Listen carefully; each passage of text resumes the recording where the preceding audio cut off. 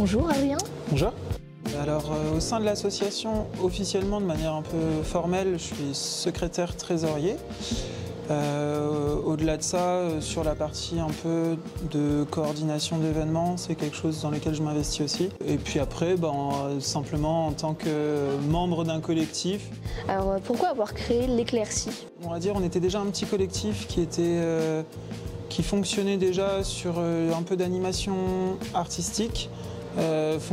Proposer des happenings aussi sur certains événements. Qu'on voyait qu'on avait tous aussi des compétences professionnelles cette fois-ci, on va dire des activités professionnelles qui étaient dans les milieux de la culture, de l'art et de l'animation socioculturelle aussi. On avait envie, je pense aussi dans un désir d'indépendance, de se dire, voilà, on monte nos propres trucs et on se donne une capacité de grandir un peu plus, de proposer des choses peut-être plus ambitieuses, avec un statut, avec peut-être une reconnaissance différente de la part du public. Pas simplement un petit collectif qui bidouille dans son coin, mais quelque chose d'un peu plus structuré. Voilà. Est-ce qu'il y a des valeurs que vous vouliez mettre en avant avec cet asso? Déjà, l'asso, elle a... je détourne peut-être un petit peu, mais elle a 3 objectifs principaux qui sont de nous mettre en lien entre nous, entre les membres de l'association. L'objectif, c'est aussi de pouvoir partager donc, ce qu'on fait, créer des collaborations, partager nos réseaux et ensuite permettre la diffusion un peu de ces contenus-là. Donc ça, c'est les 3 objectifs et derrière, les valeurs, elles sont plutôt axées justement sur l'art comme étant un médium intéressant. Donc on va dire que l'idée de mélanger de l'animation et de l'artistique, c'est aussi pour pouvoir toucher des publics différents et qui se rencontrent. Voilà. Alors, qui je suis Rémi, musicien, circassien, comédien, technicien, etc. Des choses en un. Et au sein de Éclaircie, je suis là depuis le début, d'abord par curiosité parce que j'avais envie de jouer mes spectacles, et puis je me retrouve avec plaisir à faire le rôle de la technique.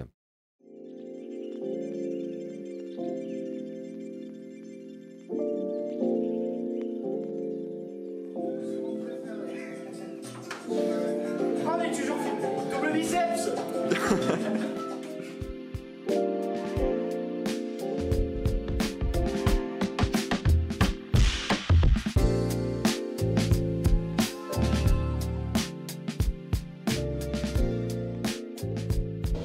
Alors comment ça s'organise la préparation d'Inky Pit? Déjà, c'était une envie assez spontanée dans le groupe. Le collectif était déjà formé depuis un certain temps, mais avec la création de l'association, il y a d'autres personnes qui nous ont rejoints. Et là-dessus, on s'est dit tout de suite, vas-y, on a envie de monter un événement ensemble parce qu'on a déjà quand même pas mal de contenu individuel à faire valoir. L'association est née en février, aujourd'hui on est en mai. On propose cet événement-là, c'est quand même assez rapide. Donc en fait, tout a été très, très vite de manière un peu urgente, parce que souvent les délais sont plus longs pour faire ce genre de choses. Donc Inky Pit, déjà, ça a été ça. C'était pas tant une première pour nous, première pour l'asso, ça certainement. Après, c'est aussi un équilibre à bien trouver entre les gens qui vont intervenir, les gens qui sont dans l'asso mais qui ne sont pas forcément sur l'aspect de la coordination. C'est aussi comment chacun trouve sa place dans un événement comme ça, comment nous on le dirige, comment on le coordonne. Est-ce qu'il y a eu des étapes plus importantes que d'autres dans l'organisation, dans la logistique? Je dirais que c'était assez vite fait de savoir ce qu'on allait y mettre dans cet événement. C'était assez vite fait de savoir comment on allait le mettre en place. Parce qu'on avait déjà les contacts, parce qu'on a déjà l'habitude de ça. Maintenant, comme sur tout événement, il y a toujours des petits ratés par-ci par-là, il y a toujours des choses où on prend un peu de retard. Là, par exemple, sur l'aspect communication, par exemple, on a eu quelques difficultés à se mettre d'accord sur comment on allait fonctionner. Et on a pris une semaine de retard à un moment où certainement c'était un peu speed, quoi.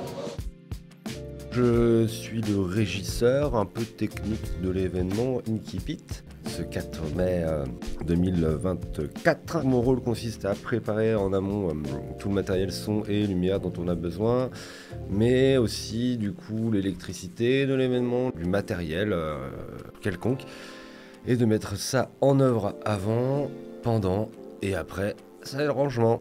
Et puis aussi, du coup, l'idée c'est que toute la journée, je suis présent pour chaque exposant, chaque atelier, s'il y a des besoins de matériel et autres. Donc moi, je suis un petit peu le numéro 10 de l'événement. Je cours, je rattrape des balles, et je vais marquer des buts.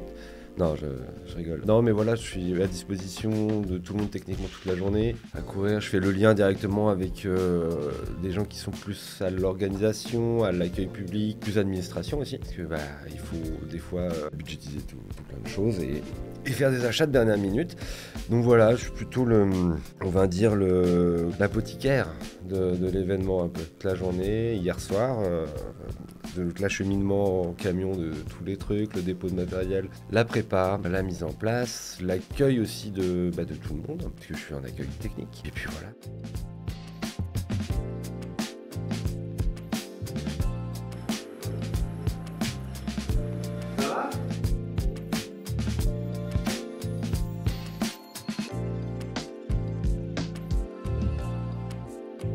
Ça va? Ah bah ouais, cool. Vous avez le goût? Eh ben nickel.